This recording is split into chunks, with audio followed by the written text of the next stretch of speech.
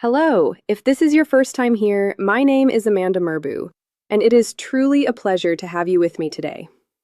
I want to ask you something. Yes, you. I want to ask you to make a genuine effort to appreciate yourself a little more. Seriously, to admire yourself even just 10% as much as you admire that person who, honestly, does not always treat you well. Let me explain why. Because you have the power to change things. With the right mindset and determination, you could actually make that very person who overlooked your worth become completely drawn to you. But the key is knowing where to direct your energy and where not to, how to see the situation clearly, and what kind of inner dialogue will carry you toward that goal. The reason I encourage you to value yourself more is because that shift in thinking puts you on the right track. One of the most common mistakes people make is trying to build up feelings of dislike, contempt, or even hatred towards someone, thinking that will help them move on. The idea is that love and hate are similar in intensity, so one might replace the other. So people replay every hurtful thing that person did to them, dwelling on it and trying to fuel their anger. The problem is that those emotions are short-lived. Sure, when you recall a specific painful moment, you might feel a burst of indignation and tell yourself you deserve better.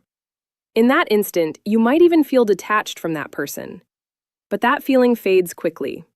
Anger is not sustainable, and honestly, staying connected to it would not be healthy for you either. So instead of pouring energy into building resentment, consider what happens when the anger passes.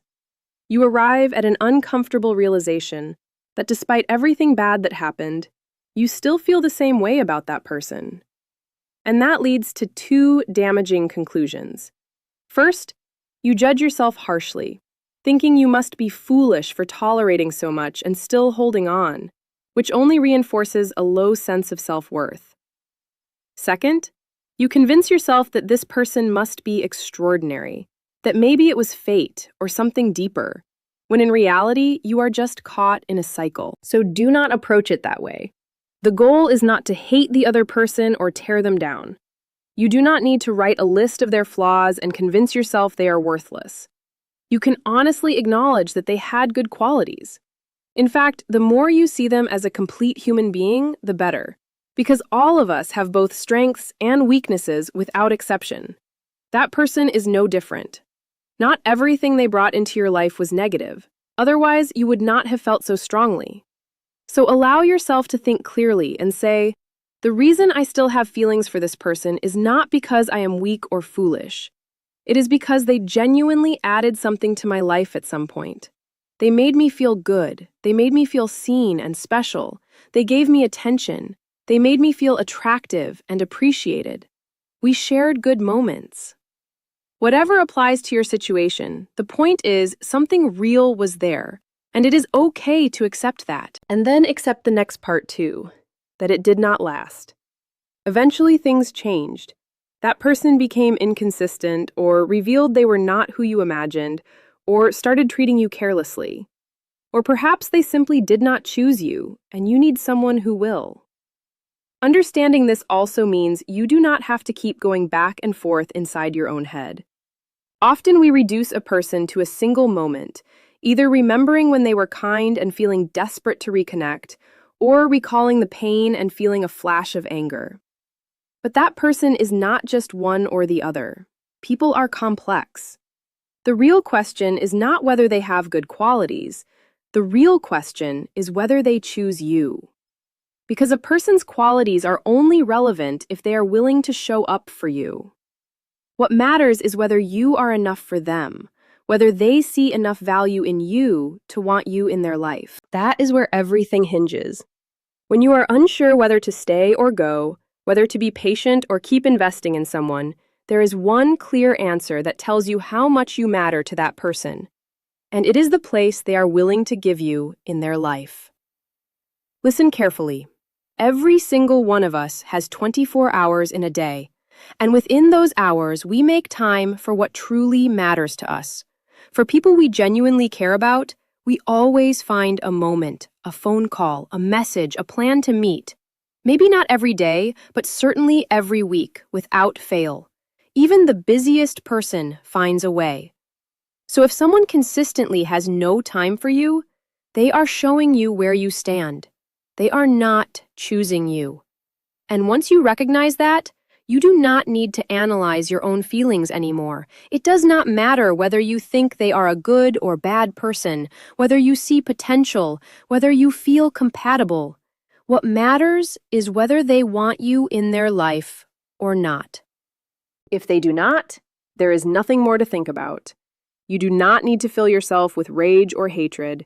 You simply need to understand that the ball is not in your court. They are not choosing you. Game over. There is nothing you can do when someone is not offering you a space to exist in their life.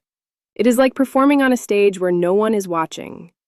When you perform off stage, people do not see you, yet they let you keep going. And there you are, working so hard to earn a spot, trying to slip through any small opening, fighting to claim a little corner of their life. But at some point, you have to accept that this is not the path. Trying harder will not make them value you more. Chasing them will not make them respect you.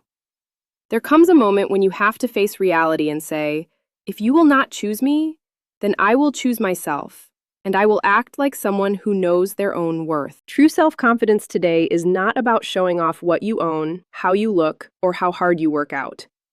It is about being willing to walk away the moment something disturbs your peace.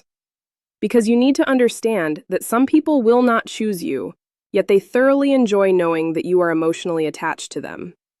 They feed off your reactions, and unfortunately, they often get more satisfaction from negative reactions than positive ones. Some people withhold understanding and affection deliberately because they enjoy the frustration they can provoke. They enjoy your emotional outbursts. They enjoy watching you swallow your pride and come back again. Some of them even recognize your value, and that is precisely why they do not fully commit. They know you are someone worth having, but they choose not to claim you because they have discovered that with just the smallest amount of effort, they can keep you right there. And they enjoy simply knowing you are available to them because your presence adds something to their life, even if you cannot see it. You are far more significant than you realize. To the people who enjoy provoking you, you represent a guaranteed reaction. To the people who feel good knowing you want them, you represent admiration and validation from someone they consider genuinely attractive, warm, smart, and well-regarded by others. So it is time to stop feeding that. Stop giving emotional reactions to someone who only wants to watch you unravel. Stop being someone's silent trophy. Stop tormenting yourself trying to piece together mixed signals and emotional crumbs. The moment has come to choose yourself, quietly and without drama. You have already said everything there is to say. You have already given every explanation and demonstration. That person already knows you are attractive and worthy. They know what you felt and what you had to offer. They know, often painfully well, how much you endured and how many times you compromised your dignity for them. They know all of it. But none of that changes anything until you draw the line. The moment you stop reacting, everything you gave without receiving anything in return begins to work in your favor. Trust that. But to get there, you need to understand that the only way to take back your power is to stop giving that person emotional significance. Do not seek closure. Do not plan a final conversation. Do not try to make them understand. You do not owe them an explanation for why you are stepping away, because it is already obvious. And believe me, they know exactly what they put you through. People always know. We are often so generous that we keep giving others the benefit of the doubt, but they are aware. So you can walk away in peace. No more emotional outbursts, no more explanations. You are not leaving because they have 100 flaws. You are not leaving because they never gave you anything. You might not even be leaving because your feelings have disappeared. You are leaving because the only reason that would justify staying is being chosen. And if they will not choose you, you have no reason to remain. When you reach that clarity, when you accept it without bitterness or hatred, and when you redirect your attention back to your own life and start investing in yourself again, something shifts. When a thought about them creeps in, redirect it quickly. Focus on your own life. Take better care of yourself. And as time passes, the people who were so used to having power over you will notice that the power is gone. You are no longer seeking them out. You no longer need them. That realization is one of the most powerful things they can experience, because people tend to desire most what they can no longer have. We work hardest for what is out of reach, but once something feels secure, we relax and take it for granted. Even in healthy relationships where couples drift apart simply because they stopped making an effort. And when someone has had you easily, without much effort on their part, and then suddenly you are gone, something in their mind switches. We are wired to want back what we have lost. If I had you and now I do not, I want to recover that, even if I was never going to fully commit to you. And if I discover I cannot draw you back in, that I can no longer place you in that convenient spot or provoke you with a small gesture, if I see that you no longer react, that you no longer need a response from me, that you are living your life with calm and peace, that very peace becomes something that stirs something in me. It becomes the thing that makes me realize I want to prove to myself that I can still matter to you. I hope this resonates with you and gives you something useful. If it did and you have not subscribed yet, I warmly invite you to do so and turn on notifications so we can connect again very soon. Until then, sending you a big warm hug as always.